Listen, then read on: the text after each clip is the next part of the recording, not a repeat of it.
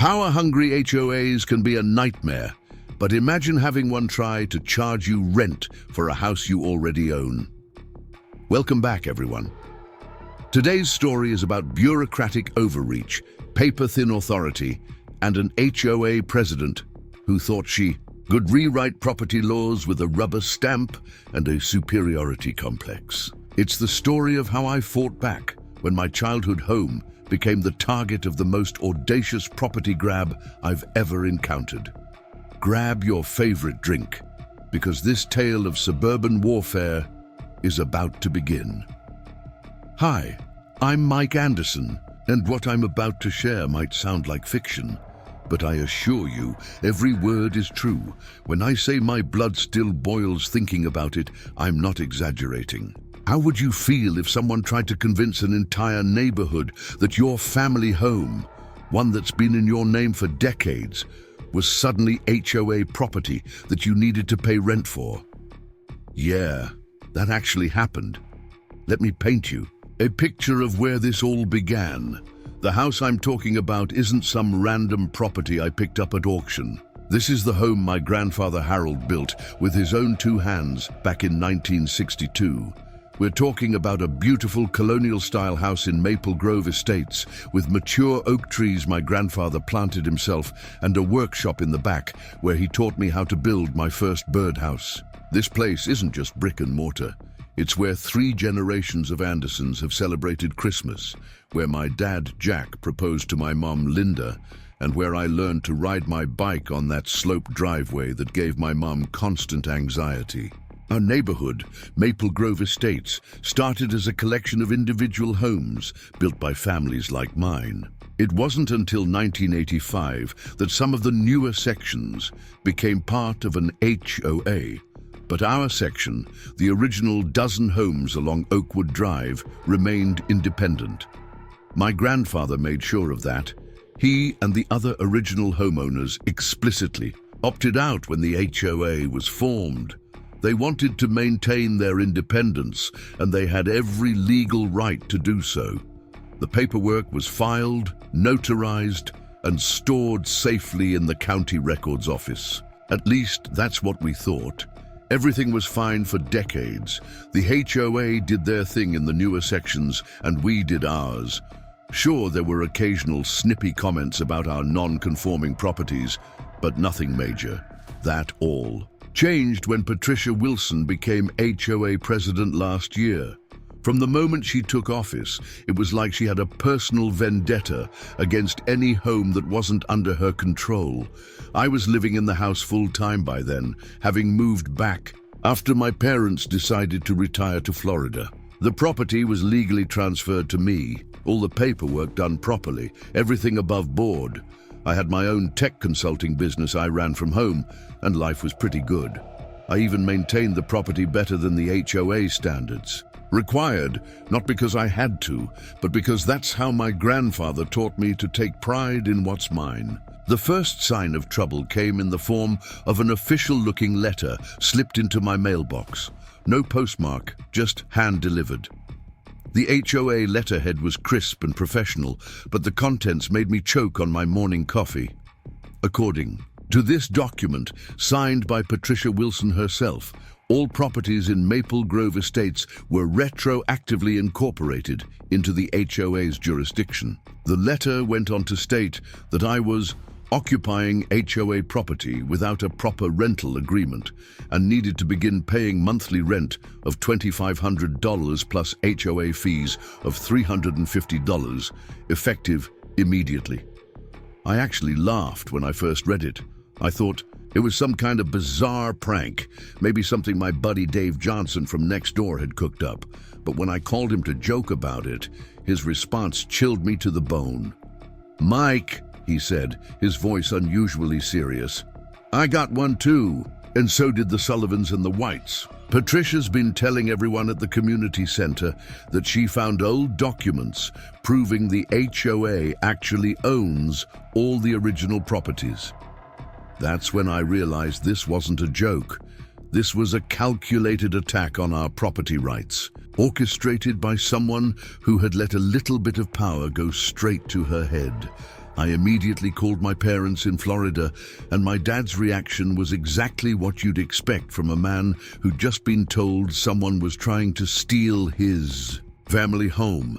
Let's just say I had to hold the phone away from my ear for a good portion of that conversation. What happened next would kick off a suburban battle that would test my patience, drain my savings, and ultimately show me just how far some people will go when they think they can get away with it. But it would also reveal the true strength of a community when it stands together against injustice. The morning after receiving Patricia's outrageous letter, I decided to handle this situation methodically. My first stop was the county records office, where I'd confirm what I already knew, that our property was legally excluded from the HOA's jurisdiction. The drive downtown felt longer than usual, my mind racing with questions about how Patricia could possibly think she'd get away with this scheme. Barbara Wilson, the county clerk, had worked there for over 2 decades. When I explained the situation, her face scrunched up in confusion. She knew my grandfather remembered when the HOA was formed and was certain about the opt-out documentation. But as she searched through the digital records, her expression changed from confused to concerned. The original documents showing our independence from the HOA were missing from the system. My heart sank, but Barbara wasn't done. She disappeared into the basement archives, where paper records from before the digital transition were stored. After what felt like hours, but was probably only 45 minutes, she emerged looking troubled. The physical copies were missing too, not just for my property, but for all 12 original homes on Oakwood Drive. In their place were new documents, dated just 3 months ago, indicating all properties had been part of the HOA since its inception in 1985. "Mike," Barbara said, her voice low, "these replacement documents, they're not right. The paper is too new. The notary stamp is from someone who wasn't even licensed in 1985, and the signatures." She shook her head. "I knew your grandfather. That's not his signature." I felt a mix of relief and rage. Relief because the forgery was obvious to someone who knew what to look for, and rage because Patricia had actually gone through with manipulating official records. This wasn't just an HOA overstepping its bounds anymore. This was fraud. On Barbara's advice, I immediately contacted Sarah Martinez, a lawyer who specialized in property disputes. She agreed to meet me that afternoon, and I spent the morning gathering every piece of documentation my family had kept about the house. Thank God for my grandfather's meticulous record-keeping. Sarah's office was modest but professional, with degrees from prestigious universities lining the walls. As I spread out our documents on her desk, including the original deed, property surveys, and tax records, her eyes lit up. "They messed with the wrong family," she said, examining my grandfather's carefully preserved papers. "These records you've kept are going to be crucial." But what Sarah said next surprised me. She advised against immediately confronting Patricia with legal action. "Right now, we have evidence of document tampering at the county office," she explained. "But I suspect this goes deeper. Let's give them enough rope to hang themselves." Following her advice, I attended the next HOA meeting. Patricia Wilson sat at the center of the board table, flanked by Beth Cooper and Bob Taylor, looking every bit the suburban dictator she aspired to be. The meeting room at the community center was packed. Apparently, I wasn't the only one who wanted answers. Patricia's presentation was a masterclass in manipulation. She spoke about recently discovered documentation showing that the original properties had always been under HOA control. She claimed our years of independence were due to clerical errors and administrative oversights that she had heroically corrected. The smugness in her voice made my blood boil. When the floor opened for questions, Jennifer White, whose family had also lived here since the beginning, stood up. "I was there in 1985, she said firmly. "My husband and I specifically signed documents opting out of the HOA. Are you saying those documents were fake? Patricia's response was calculated. Those documents were improperly filed and therefore invalid, she said smoothly. The original charter clearly states that all properties within the physical boundaries of Maple Grove Estates fall under HOA jurisdiction. We're simply correcting a historical oversight. I watched as Bob Taylor and Beth Cooper nodded along, though Beth seemed less convinced than she was trying to appear. Several newer residents appeared confused, while the original homeowners were visibly furious. The community was splitting right down the middle. After the meeting, Dave Johnson caught up with me in the parking lot. "This is insane," he whispered. Beth pulled me aside earlier. She said Patricia's been making weird moves with the HOA accounts too. Something about property acquisition funds being set aside. She's planning something bigger. That night, I couldn't sleep. I kept thinking about my grandfather, about how hard he'd worked to build our home, about the pride he took in maintaining his independence. The thought of someone trying to steal his legacy through bureaucratic manipulation made me sick to my stomach. I went down to his workshop, still preserved exactly as he'd left it. The familiar smell of sawdust and old wood brought back countless memories. As I sat at his workbench, running my hands over the worn tools he'd used to build our home, I noticed something odd about the pegboard where he hung his tools. One section seemed to stick out slightly. Behind that pegboard, I found a metal lockbox I'd never seen before. The key was taped to the back of the board, along with a note in my grandfather's handwriting, "For when they try again." My hands trembled as I opened it. Inside were documents, copies of the original opt-out agreements, correspondence with lawyers from 1985, and detailed notes about attempts by previous HOA boards to absorb the original properties. This wasn't the first time someone had tried to claim our homes. My grandfather had anticipated this and prepared for it. He knew that someday someone would try to erase our independence, and he'd made sure we had the weapons to fight back. As I read through his notes by the dim light of the workshop, one thing became crystal clear. Patricia Wilson wasn't just fighting the current residents of Oakwood Drive. She was up against the careful planning of a man who'd seen this coming decades ago. And in that moment, sitting in the workshop where I'd learned so many lessons from him, I made a promise to my grandfather. This fight wouldn't end with some compromise or settlement. We were going to expose every lie, every forged document, and every manipulated record. The next morning, I called Sarah Martinez. "I found something," I told her, "and I think it's time we stop playing defense." My grandfather's documents changed everything. Sarah Martinez spent an entire weekend reviewing the contents of the lockbox, painstakingly building a timeline of previous HOA attempts to claim our properties. The pattern was clear. Every few years, a new board would try to extend their power, using increasingly creative interpretations of the original charter.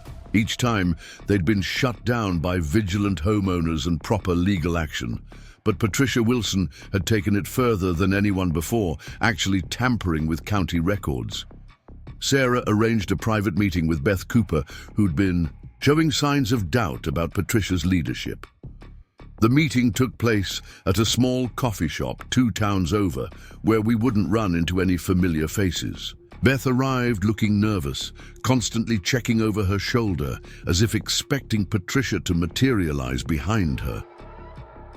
"You don't understand," Beth said, clutching her coffee cup with trembling hands.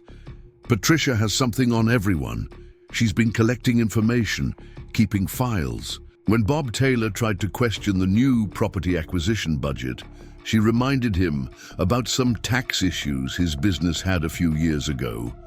He backed down immediately." Beth went on to reveal that Patricia had created a shadow account, separate from the official HOA funds. Money was being funneled into it through inflated maintenance contracts and mysterious consulting fees. The amount in that account was close to $200,000, enough to wage a serious legal battle against any homeowners who fought back. Armed with this information, Sarah advised me to set up security cameras around my property.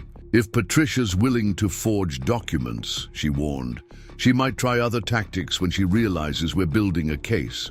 Those cameras would prove crucial sooner than we expected.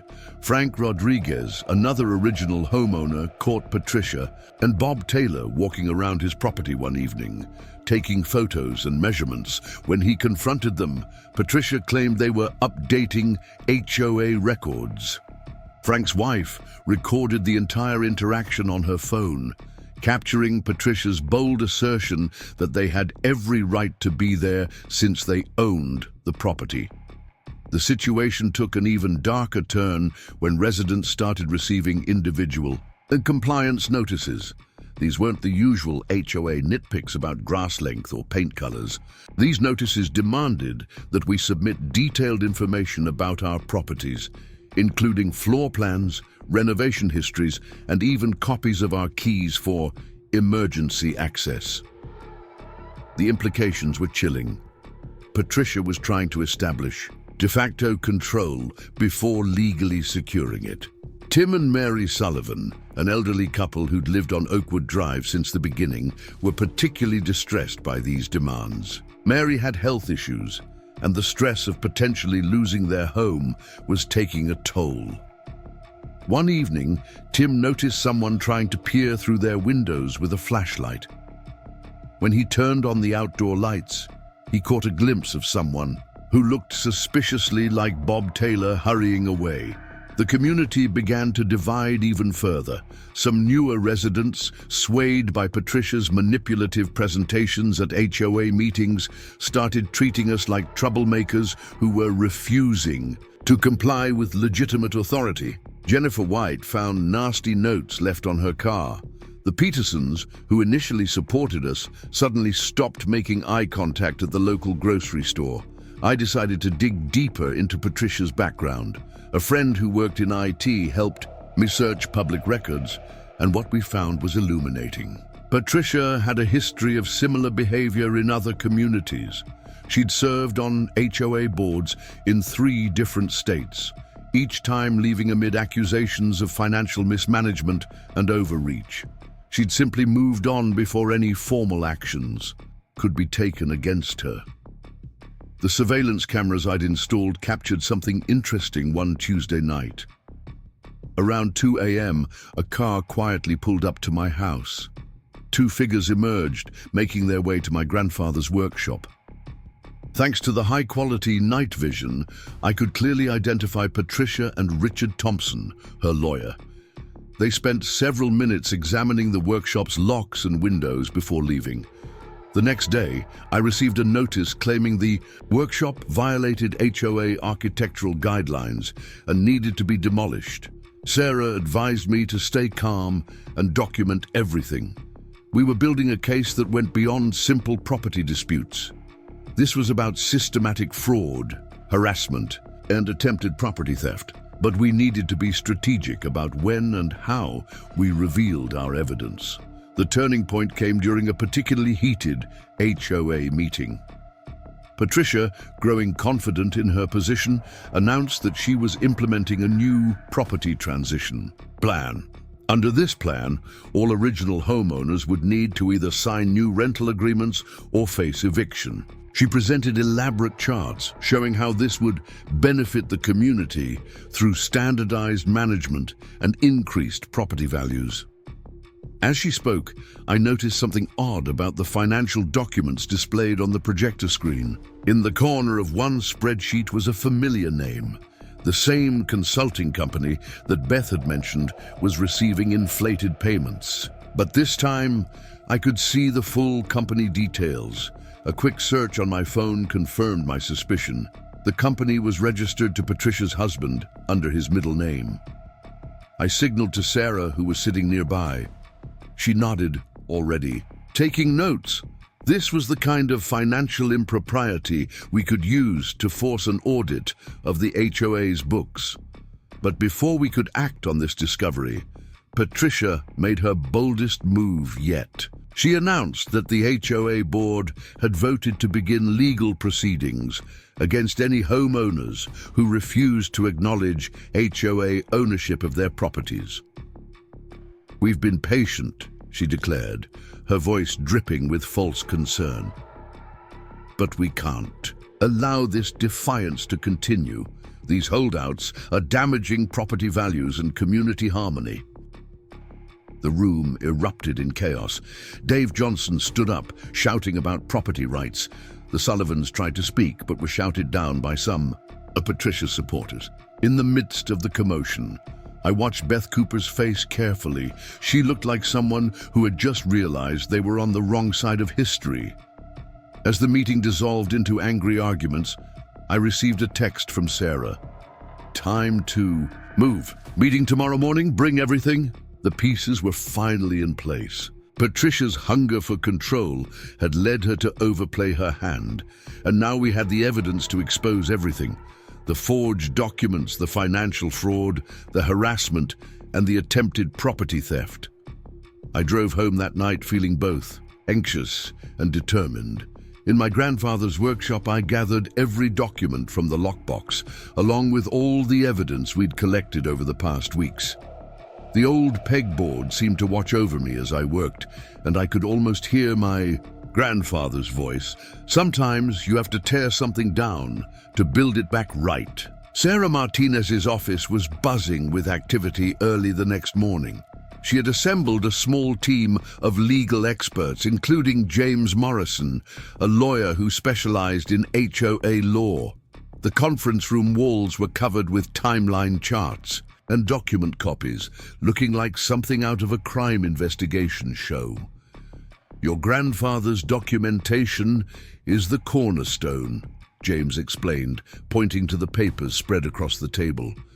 "But what really seals this case is the pattern of behavior we've uncovered. Patricia's actions in other states, the financial irregularities Beth exposed, and especially the tampered county records, it all points to a deliberate scheme." A knock at the door interrupted our discussion. Beth Cooper entered, looking pale, but determined. She carried a thick folder and a laptop. "I brought everything," she said quietly. "All the financial records, board meeting minutes, and emails, including the ones Patricia thought she'd deleted from the HOA server." Beth had made a complete turn, driven by guilt and a desire to make things right. She revealed that Patricia had been planning this takeover for months before becoming HOA president. The fake documents hadn't just appeared, they were part of an elaborate plan that included creating backdated records, manipulating property, surveys, and even hiring a consultant to create artificial property value reports. The financial records Beth brought were damning. The consulting company, owned by Patricia's husband, had received over $300,000 in the past year alone, all for vague services like community assessment and property evaluation.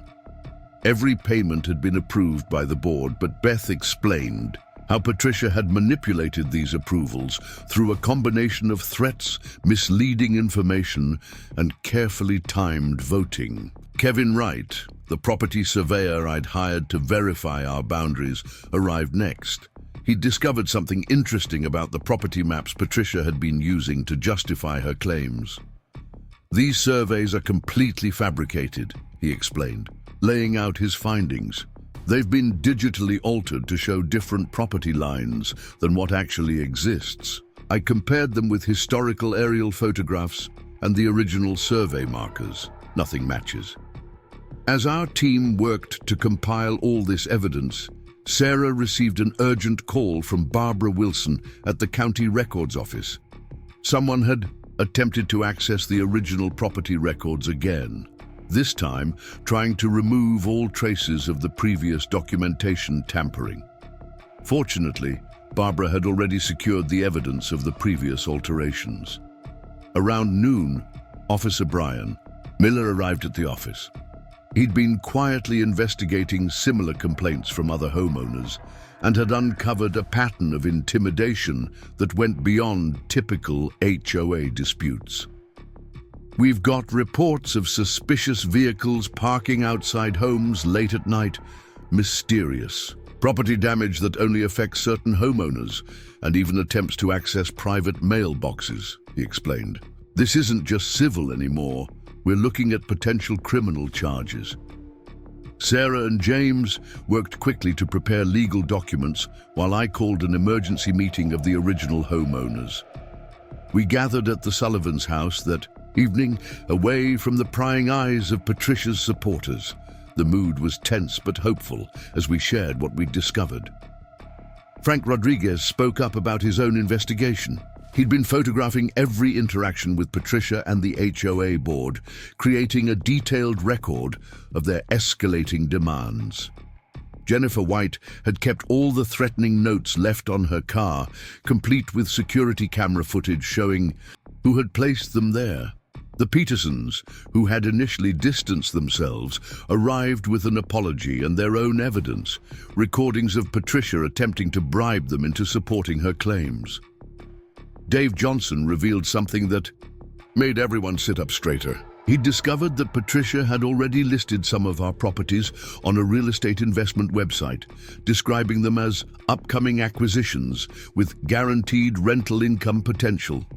She was essentially trying to sell our homes before she'd even secured them. As we compiled all this evidence, a clear picture emerged. Patricia's scheme wasn't just about power, it was about money. By claiming ownership of our properties, she planned to turn them into rental units, potentially making millions in the process. The HOA would manage the properties, with her consulting company charging excessive fees every step of the way. Sarah advised us on our next steps. Tomorrow morning, we file everything: civil suits, criminal complaints, and an emergency injunction to freeze the HOA's accounts. But tonight, we need to prepare for Patricia's reaction. She's not going to go down quietly. Right on cue, my phone buzzed with a text from Beth. Patricia had called an emergency HOA board meeting for 8 p.m. The agenda listed one item: vote to begin immediate eviction proceedings against non-compliant properties. We quickly formulated a plan. While Sarah and James headed to the courthouse to prepare the emergency filings for first thing in the morning, the rest of us would attend the HOA meeting. We'd record everything, but wouldn't reveal our hand just yet. Officer Miller agreed to be present, officially there to keep the peace, but really to document any additional illegal actions. As I drove to the community center for the meeting, I passed my grandfather's workshop.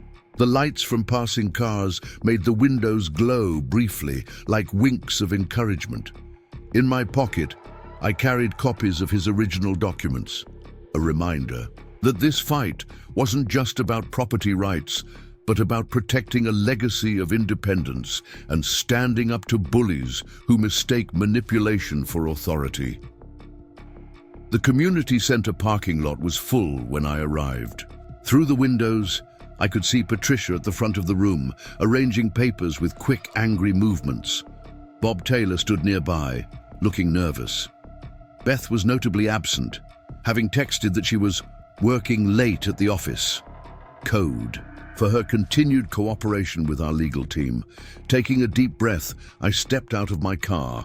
Whatever happened in the next few hours would set the stage for the biggest confrontation our quiet suburban community had ever seen. But for the first time since this whole ordeal began, I felt completely confident. Patricia Wilson was about to learn a hard lesson about the difference between having power and abusing it. The emergency HOA meeting started exactly as we expected, with Patricia Wilson attempting to steamroll over everyone's rights.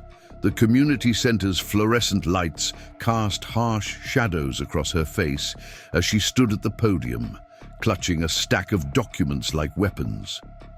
The room was packed, with tension so thick you could cut it with a knife. Due to ongoing defiance from certain residents, Patricia began, her voice dripping with artificial authority, The board has determined that immediate action is necessary.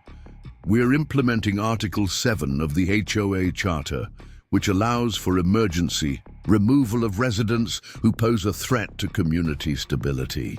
The room erupted in murmurs. I glanced at Officer Miller, who stood quietly by the door, his body camera discreetly recording everything. Nancy Chen, our local real estate agent, sat near the front, furiously taking notes. She'd discovered that Patricia had already contacted several property management companies about taking over our homes once the transition was complete. Mark Thompson raised his hand. I'd like to see this Article 7 you're referring to. Can you show us where it appears in the original charter? It was a brilliant move. We knew the article didn't exist, but we wanted to see what fabricated document Patricia would produce. She shuffled through her papers, producing a document that looked surprisingly authentic, except to those of us who had seen the real charter. As you can see, she said, projecting the document onto the wall screen, Article 7 clearly states that the HOA board has emergency powers to protect community interests. James Morrison, who had slipped into the back of the room, quietly photographed the projected document, another piece of evidence for the forgery charges we'd be filing. Patricia continued her presentation, outlining an aggressive timeline for what she called community standardization. Starting tomorrow, she announced, we'll begin property inspections.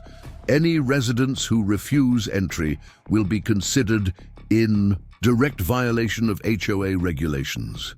We've contracted with Superior Security Services to assist with these inspections. What she didn't mention was that Superior Security was yet another company owned by her husband under a different name. Ashley Thompson, who worked at the local bank, raised her hand next. I have a question about the HOA's recent financial transactions, she said calmly. Specifically, the $300,000 in consulting fees paid to Wilshire Community Development Corporation. Patricia's face twitched slightly. She hadn't expected anyone to trace that connection. Those expenses were properly approved by the board, Patricia snapped, but Bob Taylor shifted uncomfortably in his seat. He knew, as did we, that those approvals had been obtained through manipulation and threats. I stood up next, phone in hand. I'd like to discuss the property listings that appeared on investment properties. Last week, I said clearly. Specifically, the ones advertising our homes as pending acquisition opportunities with guaranteed rental income streams. Patricia's face turned an interesting shade of red. Those listings were preliminary market research, she sputtered, but the damage was done. Even her supporters were beginning to look uncertain. The idea that she was already trying to sell our homes to investors before securing them was a step too far for many. Just then, Beth Cooper burst into the room looking flushed. "I'm sorry I'm late," she announced, walking straight to the front. "But I've just come from a very interesting meeting with the state's Attorney General's office." Patricia's composed facade cracked completely. Beth turned to face the crowd. "As HOA treasurer, I am legally obligated to report certain findings. Our HOA accounts have been systematically drained through fraudulent consulting contracts. Furthermore, I have evidence of document forgery, attempted property theft, and conspiracy to commit fraud." Patricia lunged for Beth's laptop, but Officer Miller moved quickly, stepping between them. "Mrs. Wilson," he said firmly, "I'd advise you to remain calm and seated." Richard Thompson, Patricia's lawyer, finally spoke up from his corner. "Mrs. Wilson, don't say another word." But Patricia was beyond listening. Through the windows, I could see Patricia at the front of the room, arranging papers with quick, angry movements. Bob Taylor stood nearby, looking nervous. Beth was notably absent, having texted that she was working late at the office, code, for her continued cooperation with our legal team. Taking a deep breath, I stepped out of my car. Whatever happened in the next few hours would set the stage for the biggest confrontation our quiet suburban community had ever seen. But for the first time since this whole ordeal began, I felt completely confident. Patricia Wilson was about to learn a hard lesson about the difference between having power and abusing it. The emergency HOA meeting started exactly as we expected. A duel, with Patricia Wilson attempting to steamroll over everyone's rights. The community center's fluorescent lights cast harsh shadows across her face as she stood at the podium, clutching a stack of documents like weapons. The room was packed, with tension so thick you could cut it with a knife. Due to ongoing defiance from certain residents, Patricia began, her voice dripping with artificial authority. The board has determined that immediate action is necessary. We're implementing Article 7 of the HOA Charter, which allows for emergency removal of residents who pose a threat to community stability. The room erupted in murmurs. I glanced at Officer Miller, who stood quietly by the door, his body camera discreetly recording everything. Nancy Chen, our local real estate agent, sat near the front, furiously taking notes. She'd discovered that Patricia had already contacted several property management companies about taking over our homes once the transition was complete. Mark Thompson raised his hand. I'd like to see this Article 7 you're referring to. Can you show us where it appears in the original charter? It was a brilliant move. We knew the article didn't exist, but we wanted to see what fabricated document Patricia would produce. She shuffled through her papers, producing a document that looked surprisingly authentic, except to those of us who had seen the real charter. As you can see, she said, projecting the document onto the wall screen, Article 7 clearly states that the HOA board has emergency powers to protect community interests.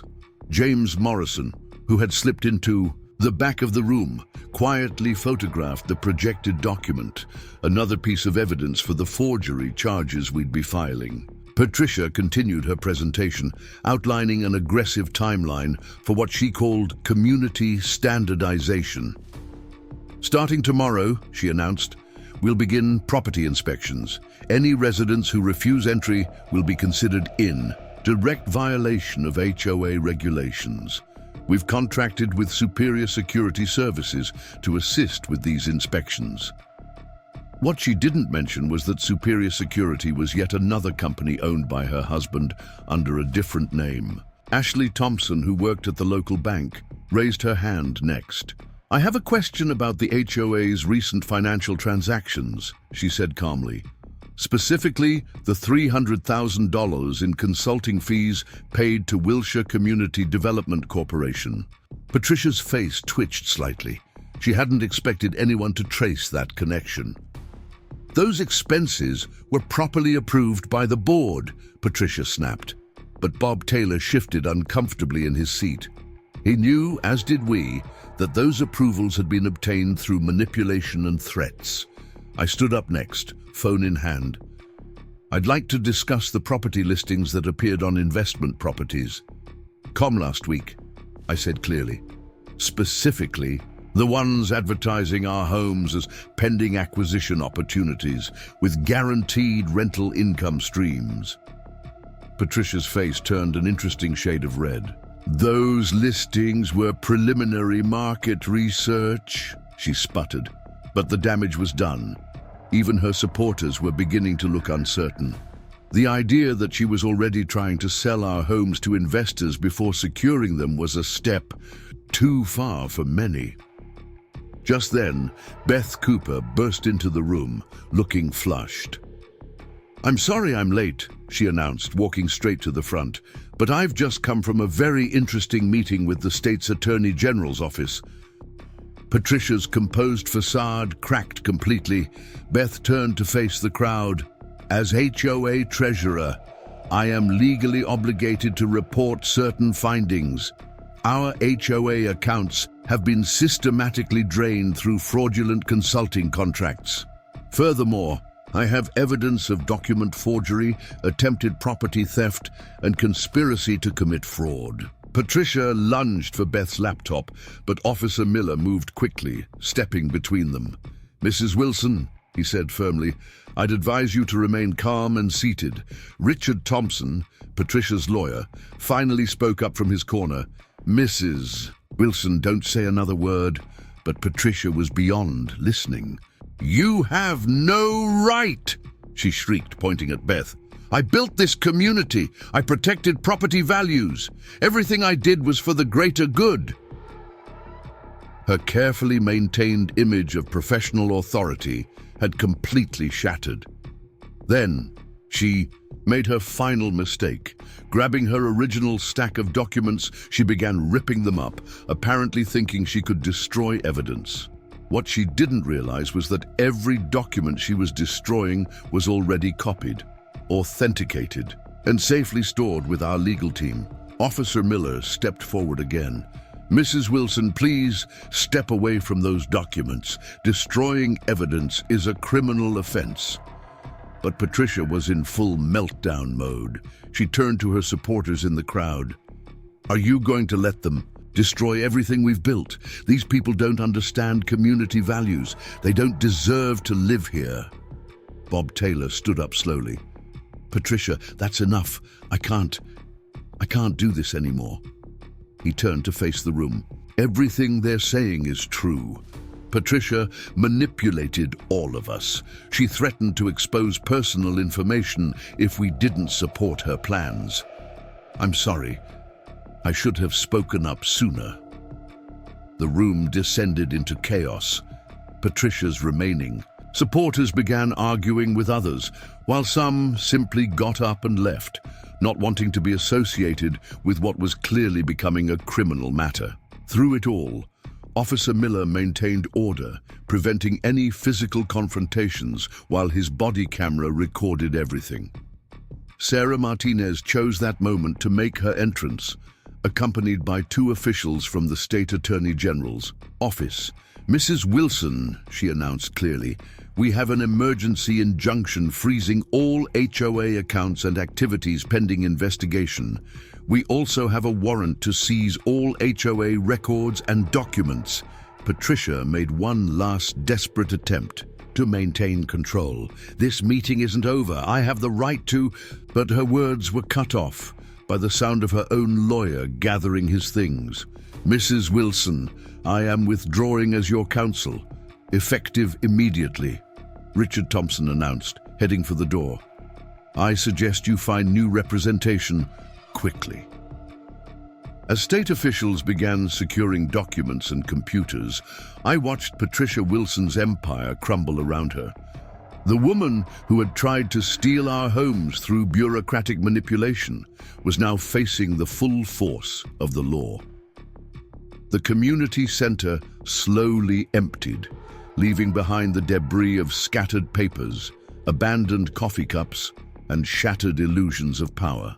Outside, in the cool evening air, neighbors gathered in small groups, processing what they'd witnessed. Dave Johnson approached me with a slight smile.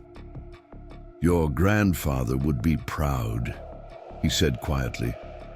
"He always said the truth would come out, eventually. Guess he just didn't expect it to be such a show." The morning after the explosive HOA meeting, Maple Grove Estates felt like a different place. Television news vans lined our usually quiet streets, reporters hoping to catch a glimpse of Patricia Wilson or interview residents about the scandal. Local papers were already running headlines about corruption and fraud in suburban paradise. The peaceful community my grandfather had helped build was now at the center of a media storm. Sarah Martinez called early, warning me to avoid speaking with reporters. "Everything needs to go through proper channels now," she explained. "The State Attorney General's office is taking this very seriously. They've assigned a special investigator to review all HOA financial records going back 5 years." I spent the morning fielding calls from concerned neighbors. Jennifer White reported that Patricia's house appeared empty. Cars gone, windows dark. The Sullivans had noticed moving trucks arriving late at night. It seemed our HOA president was attempting to flee, but Officer Miller confirmed that patrol cars were monitoring her movements. She wouldn't get far with the pending investigations. Around noon, Barbara Wilson from the county records office arrived at my home, accompanied by 2 forensic document specialists. They wanted to examine my grandfather's original paperwork, hoping to establish a clear timeline of when the legitimate documents had been replaced with forgeries. The experts spent hours photographing and analyzing every page, paying special attention to paper age, ink composition, and signature patterns. "This is some of the most blatant document tampering I've seen," one specialist commented, examining the forged signatures under a portable microscope.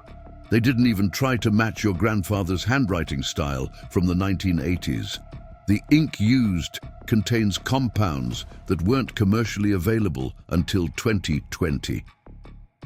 As they worked, Dave Johnson dropped by with interesting news. He'd been doing some research into superior security services, the company Patricia had hired for her planned property inspections. Not only was it owned by her husband, but it wasn't even a licensed security firm. The company had been created just 3 months earlier, apparently as part of their scheme to intimidate residents. Beth Cooper arrived later, looking exhausted but determined. She'd spent the night working with state investigators, going through years of financial records. The scope of Patricia's financial manipulation was staggering. Beyond the consulting fees paid to her husband's companies, they'd discovered numerous suspicious transactions, inflated maintenance contracts, phantom service charges, and even fake employee payroll for workers who didn't exist. "She was bleeding the HOA dry," Beth explained, spreading spreadsheets across my dining room table. "The legitimate operations account barely had enough to cover basic maintenance. Meanwhile, she'd squirreled away hundreds of thousands in these shadow accounts, all earmarked for her property acquisition scheme." The afternoon brought another surprising visitor, Nancy Chen, the real estate agent. She'd been digging through her professional networks and discovered something disturbing. Patricia had actually attempted this same scheme in a community in Arizona 5 years earlier. She'd failed there, but had learned from her mistakes, making her attempt in our community more sophisticated. She specifically targeted communities with aging original owners, Nancy explained, places where the early property records might be incomplete or where elderly residents might be intimidated into compliance. Your grandfather's meticulous record-keeping threw a wrench in her plans. As evening approached, James Morrison arrived with news from the courthouse. The judge had not only upheld our emergency injunction, but had expanded it. Patricia and her husband were now barred from selling any assets or leaving the state.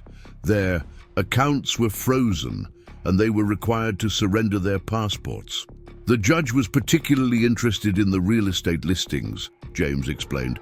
Attempting to sell properties you don't own crosses the line from civil fraud into criminal activity. The FBI's real estate fraud division is getting involved. A knock at the door interrupted our discussion. It was Frank Rodriguez, looking concerned. "You need to see this," he said, holding up his phone. Patricia had posted a lengthy message on the community Facebook page, painting herself as a victim of persecution. She claimed she was being targeted by ungrateful residents who didn't appreciate her efforts to modernize the community. The comment section had exploded into a battlefield. While Patricia's few remaining supporters defended her, others were coming forward with their own stories of intimidation and harassment. Ashley Thompson revealed how Patricia had threatened to expose her son's learning disabilities if she questioned the HOA finances. The Petersons shared recordings of Patricia attempting to bribe them. Even residents from her previous communities were finding the post and sharing similar experiences. Sarah Martinez quickly contacted Facebook to have the post preserved as evidence, anticipating that Patricia might try to delete it. "She's digging herself deeper," Sarah observed. "Every accusation she makes, every threat she posts, just strengthens our case. That evening, we held an informal gathering in my backyard. Original homeowners and newer residents came together, many meeting properly for the first time. The artificial divisions Patricia had created began to heal as people shared their stories and realized how they'd been manipulated. Tim Sullivan brought out old photographs of the neighborhood from the 1980s, including pictures of my grandfather and other original owners building their homes. Jennifer White's daughter, a law student, helped explain the legal proceedings to concerned residents. Even some of Patricia's former supporters came, apologizing for their role in enabling her behavior.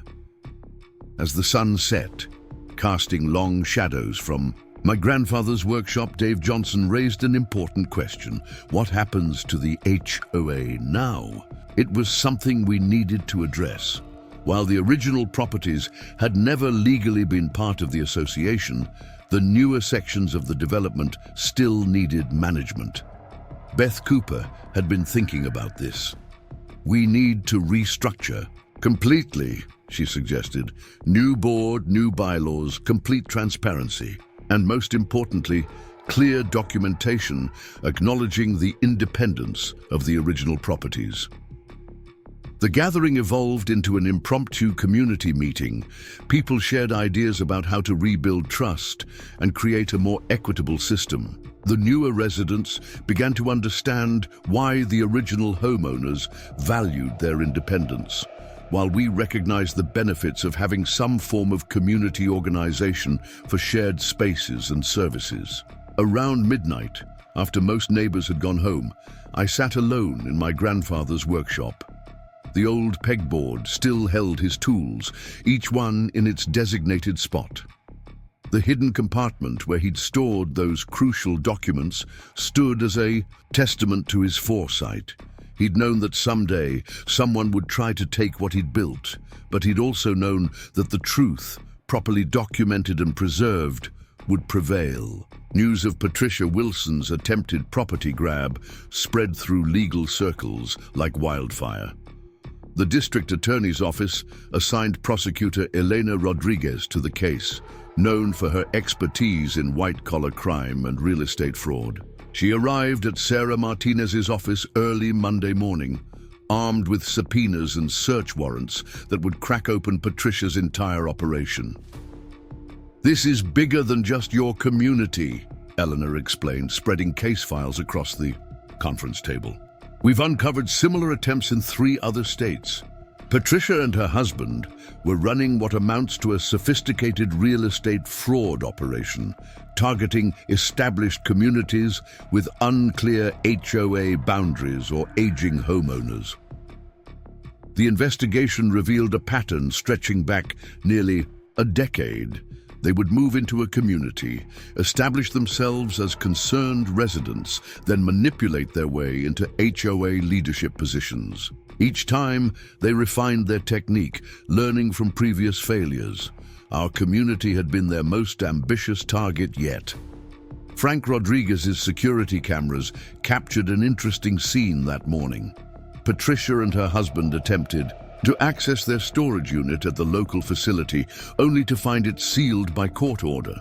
Through the facility's windows, they could be seen arguing heatedly before speeding away in their luxury SUV. 2 hours later, Officer Miller reported that they'd tried to withdraw large sums from 3 different banks, failing each time due. To the account freezes, the local newspaper ran an in-depth story, interviewing former victims from other communities. A pattern emerged. Elderly residents pressured into signing away property rights, mysterious fires in homes that resisted HOA demands, and convenient accidents that damaged properties until owners gave in. Reading these accounts made my blood run cold. We'd stopped them just in time.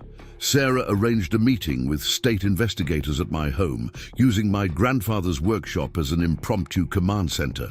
The old workbench where he taught me to build birdhouses now held laptops and legal documents. As we pieced together the evidence, Beth Cooper arrived with a bombshell revelation. "I found their endgame," she announced. pulling up financial projections on her laptop. They weren't just planning to seize our homes, they were in negotiations with a major developer. The entire original section of Maple Grove Estates was going to be demolished for luxury condominiums. They stood to make millions. The developer, when contacted by investigators, cooperated fully. They provided emails showing that Patricia had represented herself as the legal owner of all original properties, claiming she was consolidating ownership to streamline the development process. The proposed project would have displaced dozens of families, destroying homes that had stood for generations. Mid-afternoon brought unexpected support from an unlikely source. Richard Thompson, Patricia's former lawyer, requested a meeting with the district attorney. He'd discovered that Patricia had deceived him about the legitimacy of her documents, putting his law license at risk. Now he wanted to make things right. "She showed me what appeared to be legitimate property transfers," he explained to the investigators. "But looking back, I should have verified them independently. She was very convincing. She had an answer for every question, documentation for every claim. It was only when I saw Beth's financial evidence that I realized how deep the deception went." As Thompson provided his statement, Nancy Chen called with disturbing news. Patricia's real estate listings hadn't just been speculative. She'd actually accepted deposits from potential investors, promising guaranteed returns on properties she didn't own. These transactions added wire fraud to her growing list of charges. The Sullivans discovered something interesting in their attic: photographs from the original HOA formation meeting in 1985. These clearly showed which properties had opted out, providing additional proof of our independence. More importantly, they showed Patricia's husband in attendance, proving he knew the truth about property boundaries before launching their scheme. Dave Johnson's IT expertise proved invaluable as he helped investigators recover deleted emails from the HOA's server. They found messages between Patricia and her husband discussing their plans in detail, including contingencies for dealing with problematic residents. They found messages between Patricia and her husband discussing their plans in detail, including contingencies for dealing with problematic residents. One particularly chilling email discussed using building code violations as leverage, with Patricia writing, "If we can't buy them out, we'll force them out." By evening, Elena Rodriguez had enough evidence to present to a grand jury. The charges would include multiple counts of fraud, attempted grand theft, document forgery, wire fraud, and conspiracy. The potential sentences could add up to decades of imprisonment. Officer Miller arrived around sunset with news from his patrol. Patricia and her husband had been spotted loading suitcases into their car. Despite the court order restricting their movement, they appeared to be preparing to flee. Police units were discreetly monitoring their activities, waiting for the right moment to intervene. Jennifer White organized an emergency community meeting to update everyone on the investigations. The community center was packed, with residents from both original and newer sections of the development attending. Elena Rodriguez gave a detailed presentation of the evidence, helping everyone understand the scope of Patricia's scheme. As the meeting progressed, Beth Cooper received an urgent text from her contact at the bank. Patricia had just attempted to access the safety deposit box where she kept additional documents. The bank, following court orders, had denied access and notified authorities. Minutes later, Officer Miller's radio crackled with reports of a disturbance at the bank. Sarah advised everyone to stay at the community center while the situation developed. Through the windows, we could see police cars racing past with lights flashing. The community held its collective breath, waiting to see if Patricia's desperation would lead to a dramatic confrontation. Tim Sullivan's grandson, monitoring social media, found a fresh post from Patricia's account. It was a long, rambling manifesto, attempting to justify her actions as necessary for community improvement. and claiming she was being persecuted by residents who resist progress. The post ended with a veiled threat about consequences for those who had exposed her. The tension in the room was palpable as we waited for news. Elena Rodriguez coordinated with law enforcement by phone, while Sarah prepared additional emergency motions in case Patricia attempted any last-minute legal maneuvers. The community that Patricia had tried to divide now stood united, watching her desperate attempts to escape justice. Around midnight, Officer Miller returned with an update that brought both relief and concern. Patricia and her husband had managed to evade police surveillance briefly, but were now cornered at a local motel. They were refusing to come out, claiming they had additional documents that would prove their case. A negotiator was on scene, attempting to resolve the situation peacefully. As we waited for this final drama to play out, I found myself back in my grandfather's workshop.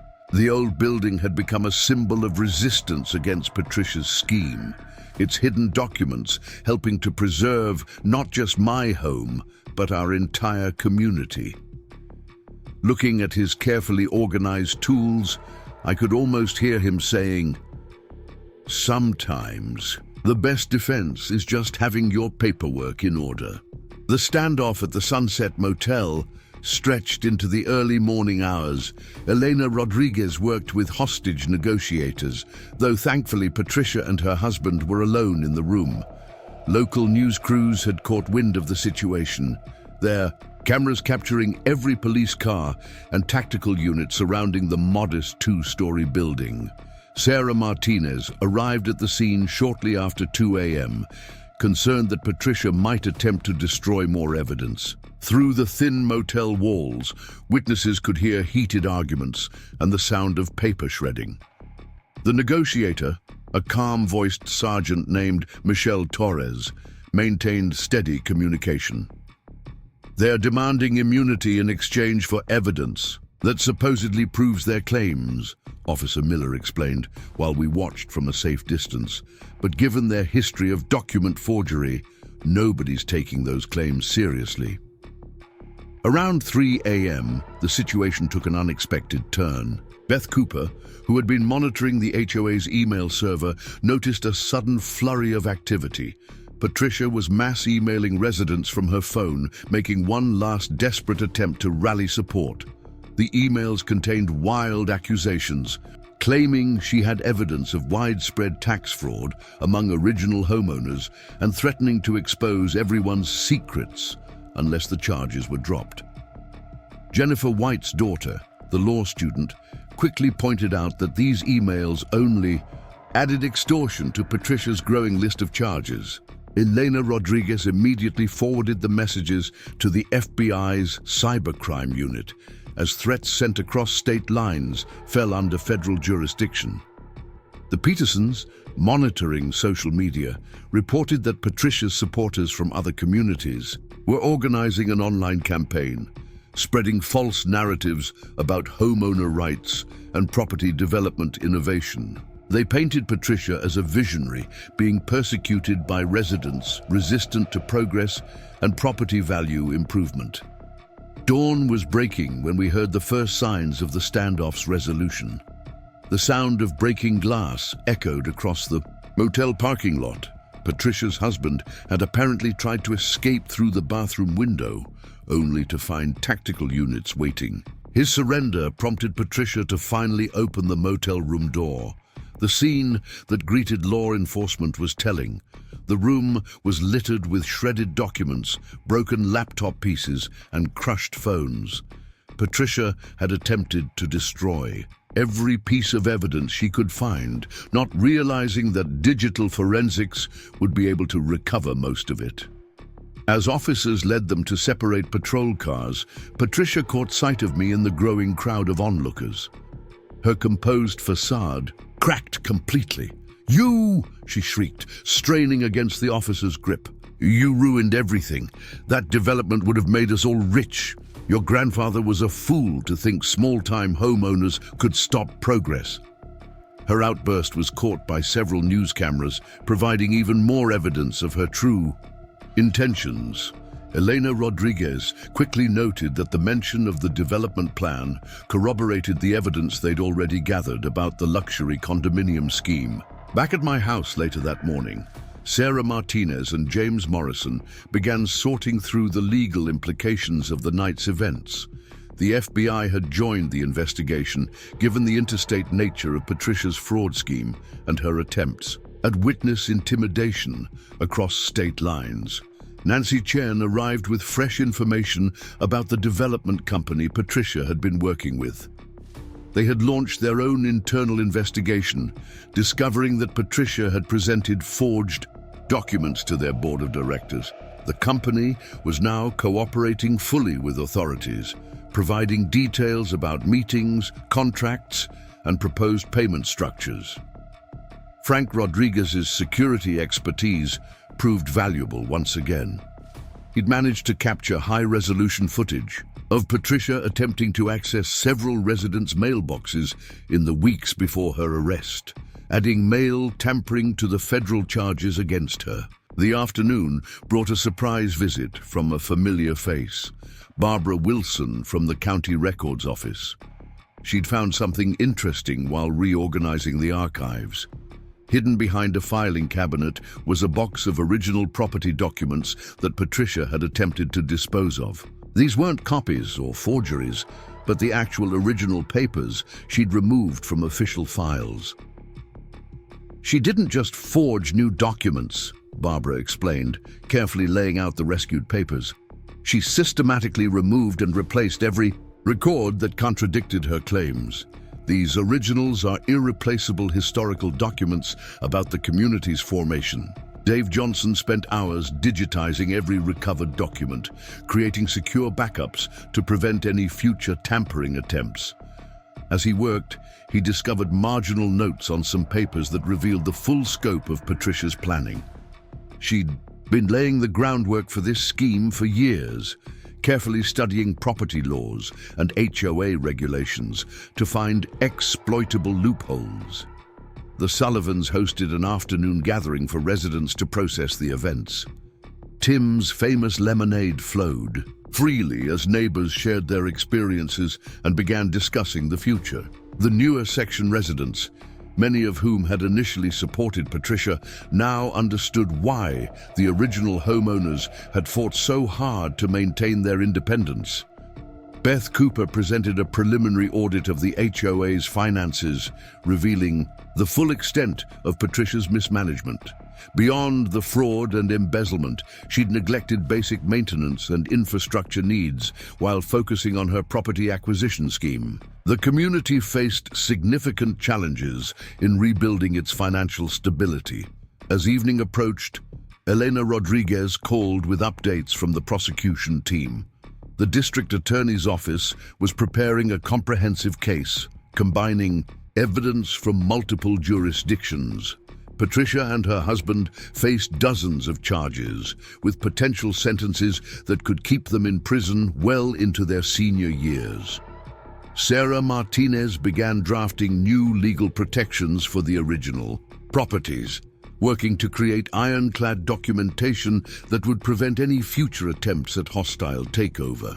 She incorporated my grandfather's original papers, the recently recovered documents, and contemporary surveys into a comprehensive legal framework.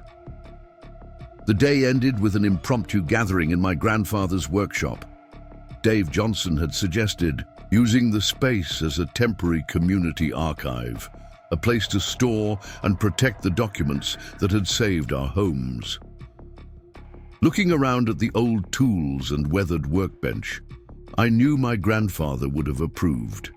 Jennifer White's husband, an amateur woodworker, noticed something interesting about the workshop's construction. The peculiar way my grandfather had designed the hidden document compartment wasn't just clever. It was part of a larger pattern of architectural features designed to preserve and protect important papers. Even in building his workshop, my grandfather had been thinking ahead, creating a fortress for truth that would outlast him. The morning of Patricia's arraignment brought media trucks back to Maple Grove Estates. Reporters sought interviews with residents, particularly interested in how an HOA president had nearly succeeded in stealing an entire neighborhood. Elena Rodriguez had advised us to direct all questions to her office, but the cameras still rolled. As we made our way to the courthouse, inside the courtroom, Patricia and her husband appeared remarkably different from their usual polished selves. Gone were the designer clothes and confident smirks, replaced by standard-issue jumpsuits and subdued expressions. Their new legal team, appointed by the court after multiple private attorneys declined to represent them, looked overwhelmed by the mountain of evidence. The charges took nearly 20 minutes to read aloud. Mail fraud, wire fraud, attempted grand theft, document forgery, extortion, conspiracy, and dozens of other counts filled page after page. When asked how they pleaded, Patricia's husband immediately said, "Not guilty." Patricia herself remained silent for so long that the judge had to prompt her twice before she mumbled the same plea. During the proceedings, James Morrison nudged me and pointed to a group entering the courtroom. Representatives from communities in Arizona, Nevada, and Oregon, places where Patricia had attempted similar schemes, had flown in to observe. They carried their own files of evidence, ready to assist prosecutors in establishing a pattern of criminal behavior. The judge, a stern-faced woman named Gloria Martinez, set bail at $5 million each, citing flight risk and the sophisticated nature of their crimes. Even if they could raise the money, GPS monitoring and surrendered passports would ensure they remained in the jurisdiction. Patricia's face tightened as she realized she wouldn't be returning to her luxury home anytime soon. Back in the community, transformation was already underway. Beth Cooper led efforts to restructure the HOA for the newer sections, implementing transparency measures and strict financial controls. The original properties would remain independent, but Beth proposed a novel solution, a community council, where both HOA and non-HOA residents could collaborate on shared interests without compromising anyone's autonomy. Frank Rodriguez's security company received a legitimate contract to install new cameras and access controls throughout the neighborhood. His first priority was securing the community center, where resident meetings would now be recorded and archived to prevent future manipulation of proceedings. The Petersons, seeking to make amends for initially supporting Patricia, organized a weekend cleanup of common areas that had been neglected during her tenure. Dozens of residents showed up with tools and supplies, working together to restore walking paths, repair playground equipment, and replant damaged landscaping. Nancy Chen discovered something interesting while reviewing property records. Patricia's scheme had inadvertently exposed several technical errors in property line documentation throughout the community. She worked with Kevin Wright, the surveyor, to correct these issues properly, ensuring all residents had accurate, legally sound property descriptions. Dave Johnson's IT expertise proved valuable again when he uncovered automated systems Patricia had set up to continue harassing residents. Even after her arrest, hidden scripts would have sent threatening emails, filed false complaints with local authorities, and even attempted to initiate foreclosure proceedings against targeted homeowners. He methodically dismantled each digital trap. Tim Sullivan, drawing on his experience as a retired judge, helped draft new community bylaws that would prevent future abuse of power. Key provisions included term limits for HOA officers, mandatory financial audits, and a requirement that any major decisions affecting property rights must be approved by a supermajority of residents. Jennifer White's daughter, now inspired to specialize in property law, began documenting our case for her law school thesis. Her research revealed that Patricia's tactics, while extreme, were part of a growing trend of HOA overreach across the country. Our community's response could serve as a template for others facing similar challenges. The district attorney's office set up a dedicated hotline for potential victims of Patricia's schemes. Tips flooded in from across the country, similar. Attempts at property theft, document manipulation, and financial fraud spanning nearly a decade. Each new revelation strengthened the prosecution's case while revealing the true scope of her operations. Sarah Martinez worked with Elena Rodriguez to prepare for trial, knowing Patricia's new defense team would likely attempt to portray her actions as well-intentioned community management rather than calculated fraud. They focused on establishing clear timelines, showing the premeditated nature of her schemes. Barbara Wilson continued her meticulous review of county records, ensuring no other documents had been tampered with. She implemented new security measures, including digital watermarks and blockchain verification, to prevent future manipulation of property records. Other counties began adopting her protocols as best practices. Officer Miller's body camera footage from the motel standoff proved particularly valuable. Patricia's spontaneous outburst about the development plan and her dismissal of homeowner rights revealed her true motivations more clearly than any evidence could. The prosecution planned to make it a centerpiece of their case. My grandfather's workshop became an unexpected hub of community healing. Residents would stop by to examine the recovered documents, share stories, or simply sit in the space that had helped preserve our homes. The old pegboard, with its carefully arranged tools, stood as a testament to the power of preparation and principle. Ashley Thompson, inspired by recent events, began teaching a community course on financial literacy and property rights. Her classes, held in the newly renovated community center, helped residents understand their legal protections and recognize warning signs of fraud or manipulation. Mark Thompson discovered old photographs showing the original construction of Maple Grove estates. These images, featuring my grandfather and other founding residents, were enlarged and displayed in the community center as a reminder of our neighborhood's true heritage and values. One evening, as sunset painted the workshop windows amber, Dave Johnson made a remarkable discovery while digitizing documents. Hidden within my grandfather's original property surveys were coded references to other caches of important papers. Following these clues, we located additional documentation about the community's founding, stored in various secure locations throughout the original properties. The evening ended with an impromptu gathering of neighbors, sharing stories and plans for the future. As crickets chirped and porch lights winked on across Maple Grove estates, there was a palpable sense that our community hadn't just survived Patricia's attempt to steal our homes. We had emerged stronger, more united, and better prepared to protect what mattered most.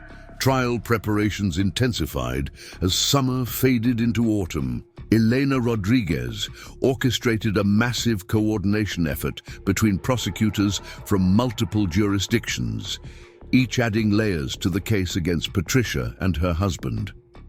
The trial would take place in our county, but evidence would come from across the country, revealing the full scope of their operation. Sarah Martinez received an unexpected call from Richard Thompson, Patricia's former lawyer.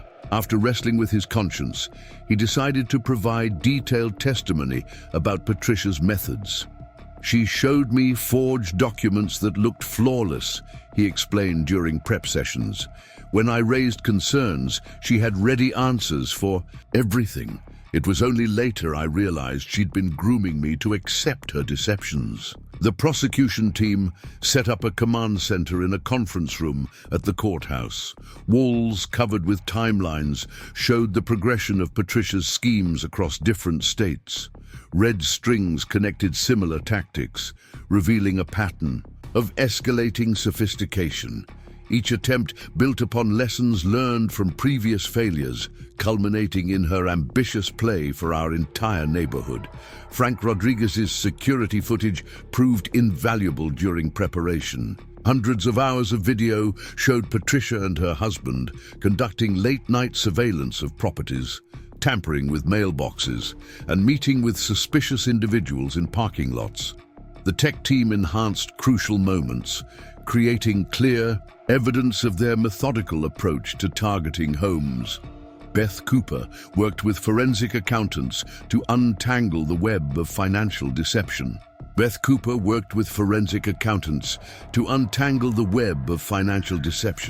They discovered shell companies nested within shell companies, all leading back to Patricia and her husband. Money flowed through these entities in complex patterns designed to obscure their true activities. One account, registered to a company called Heritage Preservation LLC, was actually being used to collect deposits from potential investors in their fraudulent development scheme. Dave Johnson made a breakthrough while analyzing Patricia's digital footprint. He found encrypted emails between Patricia and several other HOA presidents across the state. They had formed a secret network, sharing tactics for expanding HOA control and pressuring independent homeowners. The emails revealed their ultimate goal, creating a consortium that could control entire neighborhoods through manipulated property rights. Nancy Chen uncovered disturbing connections between Patricia's activities and several real estate investment firms. These companies had been promised guaranteed acquisitions of our properties at below-market rates. The scheme went beyond simple fraud. It was an attempt to systematically strip entire communities of their homes for corporate profit. The Sullivans provided crucial historical context through their preserved documents and photographs. Tim's meticulous record-keeping from his years as a judge helped establish how Patricia had systematically violated state property laws. Mary's social connections in the community brought forward additional witnesses who had observed suspicious activities but hadn't understood their significance at the time. Jennifer White's daughter compiled a comprehensive legal brief examining HOA overreach cases nationwide. Her research revealed that Patricia's methods, while extreme, were part of a growing trend of aggressive HOA tactics. The brief would help prosecutors demonstrate that her actions weren't misguided community management, but calculated criminal behavior. Barbara Wilson discovered additional document tampering at the county office. Hidden in rarely accessed archive rooms, she found original property maps that had been altered to support Patricia's claims. The alterations were subtle, changed property lines, modified dates, adjusted boundaries. But when compared with authentic documents, the deception became clear. Officer Miller's investigation expanded to include Patricia's activities in other jurisdictions. He coordinated with law enforcement agencies across 3 states, building a picture of her movements over the years. Security footage from hotels, car rentals, and business meetings created a damning timeline of her systematic approach to targeting communities. Ashley Thompson's banking expertise helped trace the money trail through various financial institutions. She identified patterns in transaction timing that corresponded with Patricia's attempts to pressure homeowners in different communities. Large withdrawals often preceded mysterious property damage or sudden building code complaints against resistant homeowners. The prosecution team received an unexpected boost when Patricia's husband's former business partner came forward. He provided emails showing their early discussions about targeting communities with aging populations and unclear property records. The partner had withdrawn from their schemes years ago, troubled by their increasingly aggressive tactics. Mark Thompson discovered old VHS tapes in the community center's storage room. These recordings of HOA meetings from the 1980s clearly showed which properties had opted out of HOA jurisdiction. More importantly, they captured statements from original board members explicitly acknowledging these exemptions. directly contradicting Patricia's claims about historical oversight.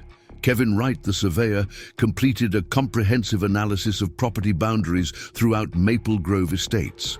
His report demonstrated how Patricia had attempted to manipulate survey markers and property lines to support her false claims. The technical details of his findings would prove crucial in dismantling her defense's arguments about simple administrative errors. Sarah Martinez prepared detailed briefs examining every aspect of property law relevant to the case. She focused particularly on the legal distinction between HOA management rights and actual property ownership, a distinction Patricia had deliberately blurred in her schemes. The briefs would help jurors understand the fundamental legal principles Patricia had violated. Throughout these preparations, my grandfather's workshop remained a gathering place for the community. Residents would stop by to share new information or simply find encouragement in our collective stand against corruption. The old tools still hung on their pegboard, silent witnesses to our fight for justice. As the trial date approached, Elena Rodriguez received word that Patricia's defense team was attempting to negotiate a plea deal. They claimed to have exculpatory evidence that would explain everything, but prosecutors remained skeptical. The pattern of deception was too well established to take any of their claims at face value. The evening before preliminary hearings were set to begin, Dave Johnson made one final discovery. Hidden in Patricia's cloud storage was a detailed playbook, a step-by-step guide to identifying vulnerable communities, manipulating property records, and pressuring homeowners into submission. This digital smoking gun would demonstrate beyond any doubt the premeditated nature of her schemes. Sitting in my grandfather's workshop that night, surrounded by the evidence of Patricia's crimes and our community's resilience, I felt a deep sense of responsibility. We weren't just fighting for our homes anymore. We were standing up for every community that might face similar threats in the future. The trial would be more than a legal proceeding.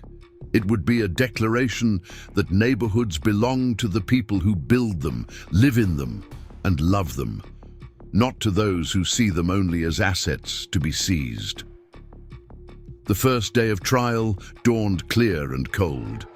Television crews lined the courthouse steps as residents of Maple Grove Estates arrived to witness justice in action. Elena Rodriguez's opening statement laid bare the scope of Patricia's schemes, painting a picture of calculated deception that left the courtroom in stunned silence. Patricia sat at the defense table, still maintaining an air of indignant authority. Despite her orange jumpsuit, her husband slumped beside her, already showing signs of cracking under pressure. Their new defense team, led by Marcus Green, attempted to portray their actions as misunderstood community service, but their arguments ring hollow against the mountain of evidence. The prosecution's first witness was Barbara Wilson from the County Records Office. She methodically explained how she discovered the document tampering, using side-by-side comparisons to show the jury exactly how Patricia had altered property records. When questioned about the technical aspects of document authentication, Barbara's expertise shone through, leaving no doubt about the deliberate nature of the forgeries. Richard Thompson's testimony proved devastating to Patricia's defense. As her former lawyer, his account of her methodical approach to document manipulation and property claims carried special weight. During cross-examination, Marcus Green attempted to discredit him as a disgruntled former associate, but Thompson's calm recitation of facts and dates stood firm. Beth Cooper took the stand next, armed with detailed financial records showing the complex web of fraudulent transactions. She walked the jury through Patricia's shadow accounting system, explaining how legitimate HOA funds were diverted through various shell companies. When she revealed the total amount stolen, over $500,000, audible gasps filled the courtroom. The prosecution's case gained unexpected support from an art forensics expert who specialized in document dating, Using advanced spectral analysis, she demonstrated how Patricia had artificially aged forged documents to make them appear authentic. The technical evidence was irrefutable, showing deliberate attempts to create false historical records. Frank Rodriguez presented his security footage, enhanced and annotated, to show Patricia's systematic surveillance of properties. The videos revealed her late-night activities, including attempts to access mailboxes and plant false evidence of code violations. One particularly damning clip showed her husband removing original property markers and replacing them with altered versions. Dave Johnson's technical expertise proved crucial when presenting digital evidence. He demonstrated how Patricia had used sophisticated software to create convincing forgeries of historical documents. His recovery of deleted emails and cloud storage data revealed the full scope of her operation, including communications with conspirators in other states. The testimony of victims from other communities struck an emotional chord. Elderly residents from Arizona described how Patricia had pressured them into signing away property rights through similar schemes. Their stories showed a clear pattern of targeting vulnerable homeowners and manipulating property records to seize control of their homes. Nancy Chen's presentation of real estate market analysis exposed the financial motivations behind Patricia's schemes. She detailed how the planned luxury development would have generated millions in profit while displacing long-time residents. The jury listened intently as she explained how Patricia had already collected deposits from investors for properties she didn't own. The prosecution's case strengthened further when an FBI forensic accountant testified about the money trail. He traced funds through multiple shell companies, revealing how Patricia and her husband had hidden their illegal gains. The evidence showed they had accumulated over $2 million through various fraudulent schemes across multiple states. Ashley Thompson's testimony about banking patterns proved particularly damaging. She demonstrated how Patricia had timed financial transactions to coincide with pressure campaigns against homeowners. The systematic nature of these activities contradicted the defense's claims of innocent misunderstanding. A turning point came when the prosecution played Officer Miller's body camera footage from the motel standoff. Patricia's unguarded comments about making everyone rich and dismissing homeowner rights revealed her true motivations. The jury watched intently as her carefully constructed facade crumbled on screen. Kevin Wright's technical testimony about property surveys left no room for doubt about boundary manipulation. Using advanced mapping technology, he showed how Patricia had systematically altered property markers to support her false claims. His precise documentation made it impossible for the defense to argue simple mistakes or oversights. The prosecution's case culminated with detailed analysis of Patricia's property acquisition playbook found in her cloud storage. Eleanor Rodriguez walked the jury through each calculated step, from identifying vulnerable communities to manipulating records and pressuring residents. The document proved that every action had been carefully planned and executed. As the prosecution's case neared completion, cracks appeared in Patricia's defense. Her husband's attorney requested a separate conference with the judge, indicating possible plea deal negotiations. Patricia's composed demeanor began to slip, her reactions becoming more agitated as each piece of evidence further exposed her schemes. The defense team's attempts to present alternative explanations grew increasingly desperate. They tried to argue that property record discrepancies were due to clerical errors, that financial irregularities were simple accounting mistakes, and that Patricia's actions were motivated by genuine community improvement goals. Each argument fell apart under the weight of documented evidence. Tim Sullivan's testimony about the historical context of property rights in Maple Grove Estates provided crucial perspective. His experience as a retired judge lent authority to his explanation of how Patricia had systematically violated fundamental property laws. The jury paid close attention as he detailed the legal protections she had attempted to circumvent. The prosecution's final witness was a surprise: Patricia's former assistant from her time in Nevada. She described watching Patricia perfect her techniques for document forgery and resident intimidation. Her insider account of Patricia's methods and motivations left no doubt about the calculated nature of the schemes. In the gallery, residents of Maple Grove Estates watched justice unfold. The community that Patricia had tried to divide now sat united, bearing witness to the exposure of her crimes. The workshop keys in my pocket seemed to grow warmer as each piece of evidence validated my grandfather's foresight in preserving our property rights. As Elena Rodriguez prepared to rest the prosecution's case, a palpable sense of anticipation filled the courtroom. The mountain of evidence, testimony, and documentation had painted a clear picture of organized criminal activity spanning years and multiple states.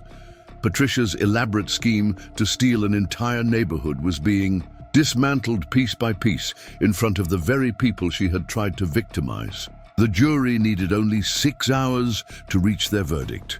As residents of Maple Grove Estates filled the courtroom benches, tension hung thick in the air.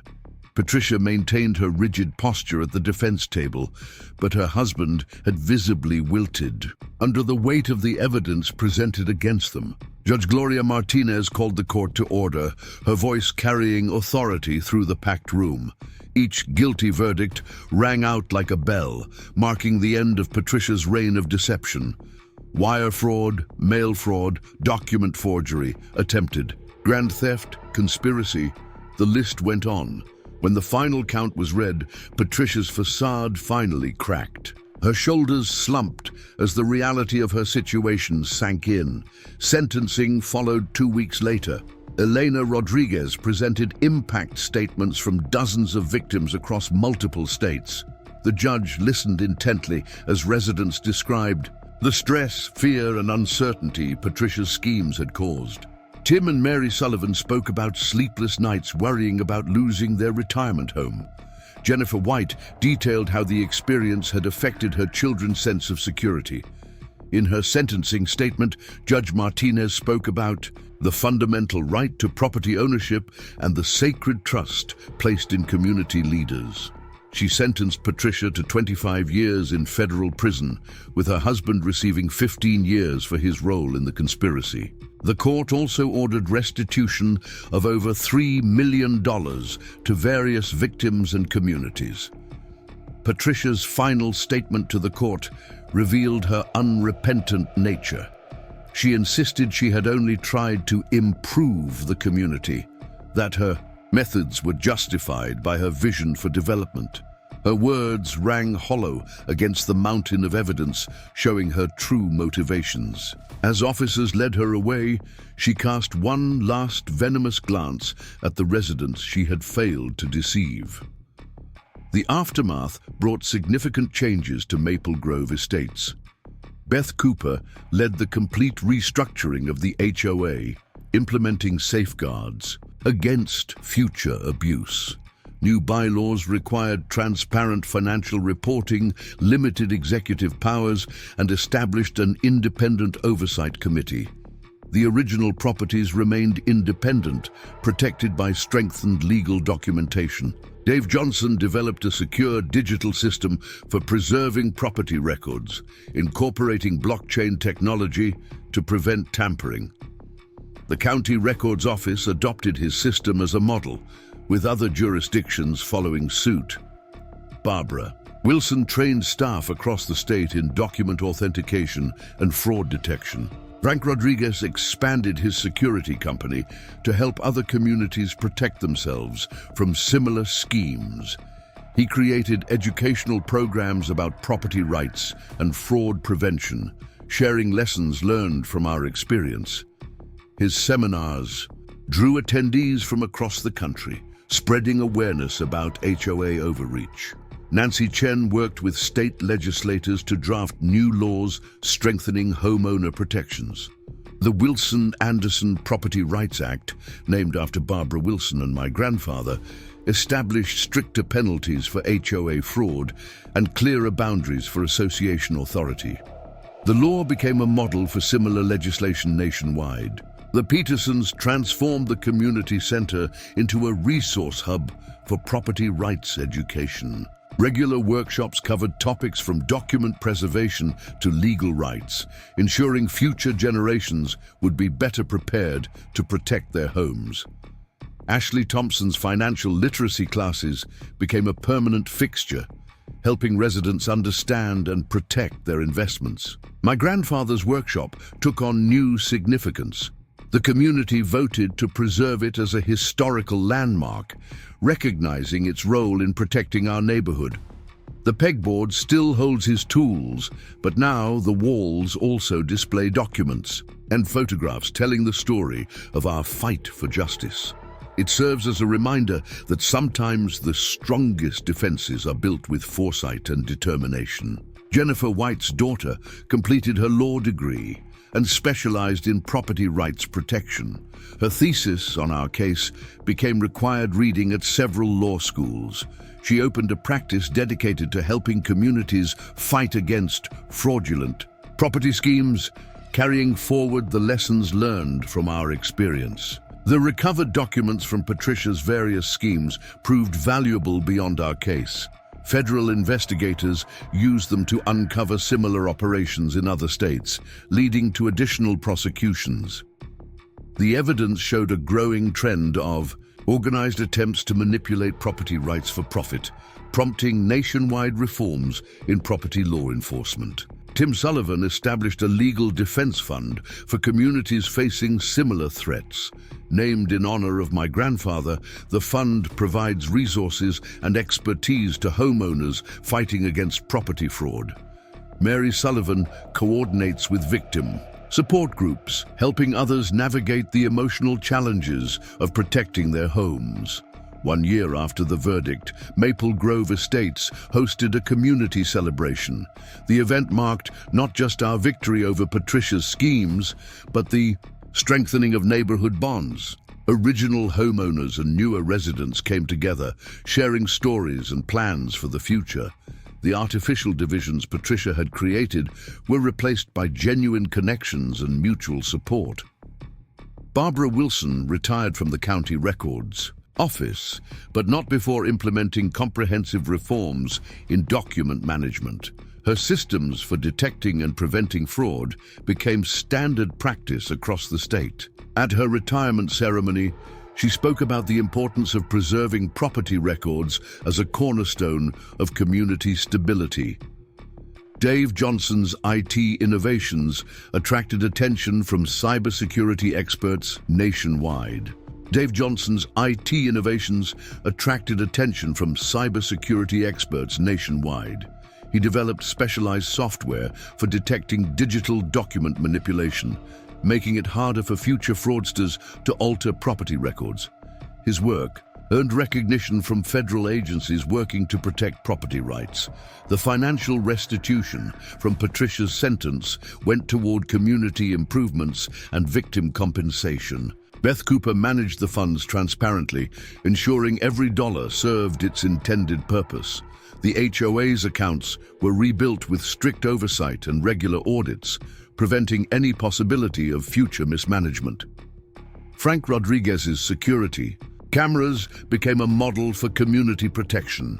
Instead of tools for surveillance and control, they served as guardians of resident safety and property rights. The system demonstrated how technology could protect rather than intimidate when used with proper oversight and transparency.